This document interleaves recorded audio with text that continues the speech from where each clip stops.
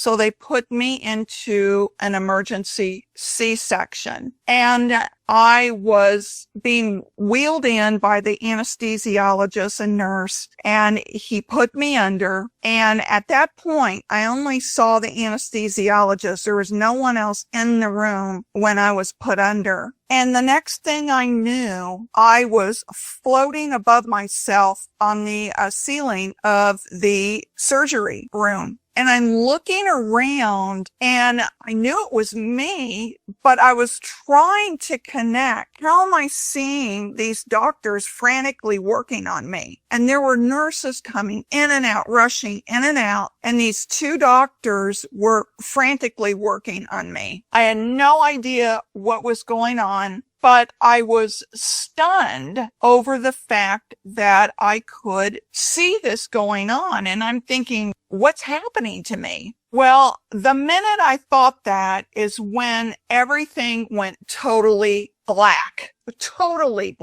And I remember trying to see my hands, looking down to see if I could see my feet, and I couldn't see a thing. It was that black. I had never experienced darkness to that extent in my entire life, where you just couldn't see anything in front of you or below you or around you at all. So you can imagine then at that point, I realized I must have been dead. And because of my Catholic upbringing and because I had had the 2 abortions, which I had never confessed, I thought that I was in hell or going to hell. So I couldn't feel my body, but I sensed my body, if that makes sense. And so this enormous fear and terror came across me, and I cried out, God, please, please don't send me to hell, please. And then the next thing I knew, I saw this little teeny tiny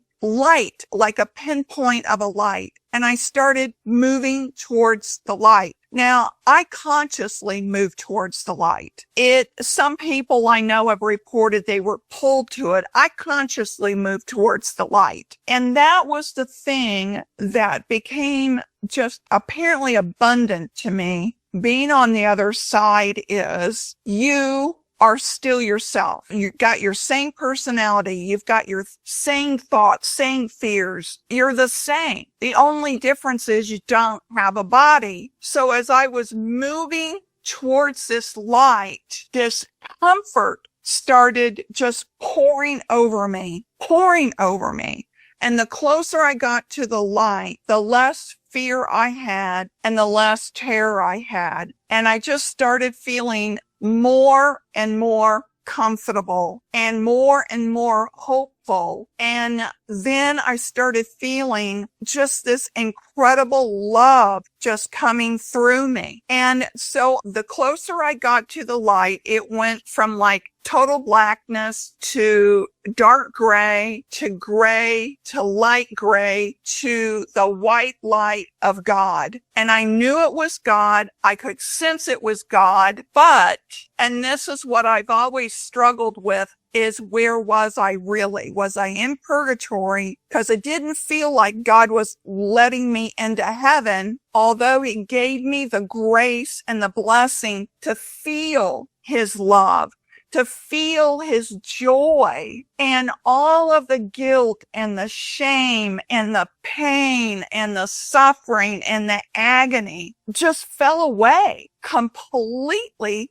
fell away. Being in God's presence, that white light that you can look up into, but you don't feel it stinging your eyes or hurting your eyes. I don't know if we even have eyes. But when you're looking into that white light of God, all you can feel is love and joy, nothing else. It was the most incredible love and joy I have ever felt in my life. There is no words to adequately describe what that feeling is. It is incredible, and you'll never, ever be able to have that feeling here on earth. That is God's love and God's joy. And the warmth just flowed through me. His warmth just flowed through me. It was the most amazing experience I've ever had in my entire life. And I still try to hold on to that experience. And it's hard. It's really, really hard. I don't know how long I was there. There were two beings with me, but I didn't see them.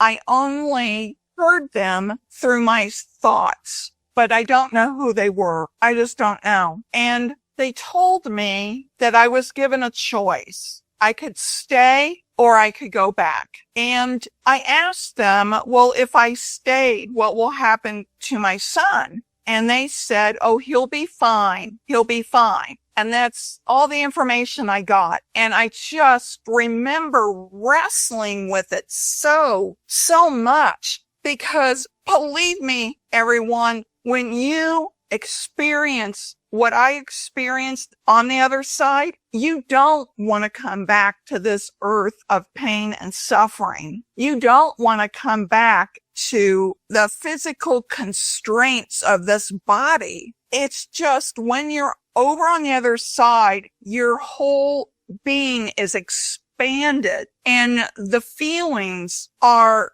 1,000, 1,000,000 times more strong than they are here on earth. And you don't have pain and suffering. Physical pain, emotional pain is gone. So I was really struggling with this. And I told them that I had to go back. They said, well, you have to make a decision. And I said, I have to go back. I can't leave my baby. And in the next moment, I remember waking up. Here, I thought I just delivered a baby. And my mother comes to my bed and said, oh, she's awake. She's awake. And then a nurse came in and explained to me that I had been unconscious for 4 days, that I had died, that my son had died too, and they were able to bring us both back. So it was 4 days after I